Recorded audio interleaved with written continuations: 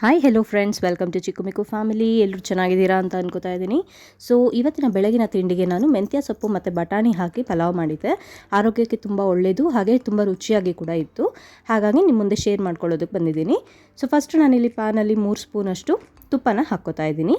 ನೀವು ಎಣ್ಣೆ ಬೇಕಿದ್ದರೂ ಹಾಕ್ಕೋಬೋದು, ಬಟ್ ತುಪ್ಪ ಹಾಕೋದ್ರಿಂದ ಫ್ಲೇವರ್ ಚೆನ್ನಾಗಿರುತ್ತೆ. ಈಗ ತುಪ್ಪ ಒಂಚೂರು ಬಿಸಿ ಆದಮೇಲೆ ಅದಕ್ಕೆ ನಾನೀಗ 2 ಪಲಾವ್ ಎಲೆ, 1 ಇಂಚಷ್ಟು ಚಕ್ಕೆ, 3ರಿಂದ 4 ಲವಂಗ ಮತ್ತು ಅನಾನಸ್ ಹೂವುದು 1-2 ತುಂಡು ಹಾಕಿದ್ದೀನಿ. ಹಾಗೆ ಈಗ 1 ಸ್ಪೂನ್ ಜೀರಿಗೆ ಮತ್ತು 1 ಸ್ಪೂನ್ ಸಾಸಿವೆನ ಹಾಕ್ಕೋತಾ ಇದ್ದೀನಿ.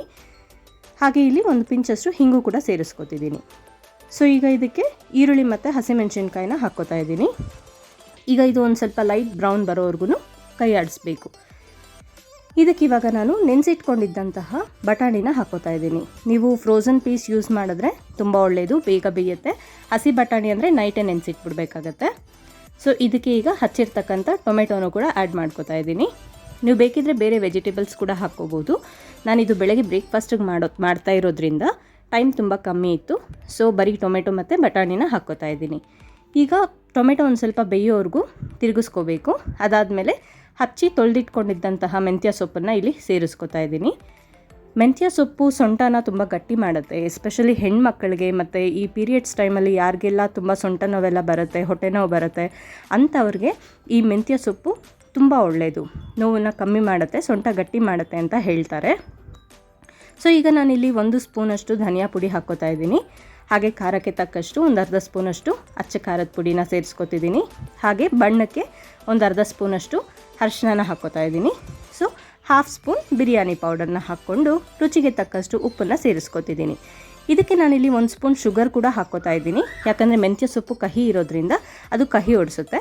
ಸೊ ಇದೆಲ್ಲ ಹಾಕ್ಕೊಂಡು ನೀಟಾಗಿ ಒಂದು ಸತಿ ಕೈ ಆಡಿಸ್ಕೊಂಬಿಡ್ಬೇಕು.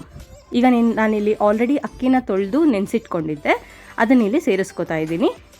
ಸೊ ನಾನು ಮೊದಲಿಗೆ ಇಲ್ಲಿ 2 ಗ್ಲಾಸ್ ಅಕ್ಕಿನ ತೊಳೆದು 4 ಗ್ಲಾಸ್ ನೀರು ಸೇರಿಸಿಟ್ಕೊಂಡಿದ್ದೆ ಈ ಅಡುಗೆ ಶುರು ಮಾಡ್ಕೊಳ್ಳೋಕೆ ಮುಂಚೆನೇ. ಸೊ ಅದನ್ನು ಇಲ್ಲಿ ಸೇರಿಸ್ಕೊತಾ ಇದ್ದೀನಿ. ಸೊ ಅಕ್ಕಿಯನ್ನು ನೀರನ್ನು ಹಾಕಿದ್ಮೇಲೆ ಒಂದು ಸತಿ ತಿರುಗಿಸ್ಕೊಂಡು ಇಲ್ಲೇ ಉಪ್ಪನ್ನು ಚೆಕ್ ಮಾಡ್ಕೊಬಿಡಿ. ಉಪ್ಪು ಬೇಕು ಅನಿಸಿದ್ರೆ ಒಂದು ಸ್ವಲ್ಪ ಇಲ್ಲೇ ಆ್ಯಡ್ ಮಾಡ್ಕೊಳ್ಬೋದು, ಅದಕ್ಕೋಸ್ಕರ. ಸೊ ಲಾಸ್ಟಲ್ಲಿ ಒಂದು ಸತಿ ಎಲ್ಲ ತಿರುಗಿಸಿದ್ಮೇಲೆ ಇದು ಮೆಂತ್ಯ ಸೊಪ್ಪು ಒಂದು ಚೂರು ಕಹಿ ಇರೋದ್ರಿಂದ ಆ ಕಹಿ ಹೊಡಿಲಿ ಅನ್ನೋ ಉದ್ದೇಶಕ್ಕೆ ಒಂದು ಅರ್ಧ ನಿಂಬೆಹಣ್ಣನ್ನು ಇಲ್ಲಿ ಇಂಡ್ಕೊಂಬಿಡೋಣ ಅಷ್ಟೇ. ಇನ್ನೊಂದು ಸತಿ ತಿರುಗಿಸ್ಕೊಂಡು ಕುಕ್ಕರ್ ಮುಚ್ಚಳ ಮುಚ್ಚಿ 2 ವಿಸಿಲ್ ಕೂಗಿಸಿದ್ರೆ 10 ನಿಮಿಷದಲ್ಲಿ ರೆಡಿ ಆಗುತ್ತೆ ನಮ್ಮ ಮೆಂತ್ಯ ಬಟಾಣಿ ಪುಲಾವ್. ಸೊ ನಿಮಗೆ ಈ ರೆಸಿಪಿ ಇಷ್ಟ ಆಗಿದೆ ಅಂತ ಅನ್ಕೋತೀನಿ. ಇಷ್ಟ ಆಗಿದ್ರೆ ದಯವಿಟ್ಟು ಒಂದು ಲೈಕ್ ಅಂತೂ ಕೊಡಲೇಬೋದಲ್ವಾ ಫ್ರೆಂಡ್ಸ್. ಹಾಗೆ ನೀವಿನ್ನೂ ನಮ್ಮ ಚಾನಲ್ಗೆ ಸಬ್ಸ್ಕ್ರೈಬ್ ಆಗಿಲ್ಲ ಅಂತಂದರೆ ಹೋಗೋಕ್ಕೆ ಮುಂಚೆ ದಯವಿಟ್ಟು ಸಬ್ಸ್ಕ್ರೈಬ್ ಮಾಡ್ಕೊಳ್ಳಿ. ಹಾಗೆ ಬೆಲ್ ಐಕಾನ್ನ ಒತ್ತೋದನ್ನು ಮರಿಬೇಡಿ, ಸೊ ದ್ಯಾಟ್ ನಾನು ಯಾವುದೇ ವಿಡಿಯೋ ಅಪ್ಲೋಡ್ ಮಾಡಿದ್ರೂ ನಿಮಗೆ ಫಸ್ಟ್ ನೋಟಿಫಿಕೇಷನ್ ಬರುತ್ತೆ. ಸೊ ಈಗ ನಮ್ಮ ಮೆಂತ್ಯ ಬಟಾಣಿ ಪುಲಾವ್ ರೆಡಿ ಆಗಿದೆ. ಸೊ ಸರ್ವ್ ಮಾಡ್ಕೊಂಬಿಡೋಣ. ಸೊ ಇದನ್ನು ನೀವು ಬೇಕಿದ್ದರೆ ರಾಯ್ತಾ ಜೊತೆ ಕೂಡ ತಿನ್ಬೋದು, ಅಥವಾ ಸೈಡಲ್ಲಿ ಈರುಳ್ಳಿ ಕೂಡ ಅಥವಾ ಸೌತೆಕಾಯಿ ನೆಂಚ್ಕೊಂಡು ಕೂಡ ತಿನ್ಬೋದು. ಸೊ ಇವತ್ತಿನ ವಿಡಿಯೋ ಇಷ್ಟೇ. Thank you for watching.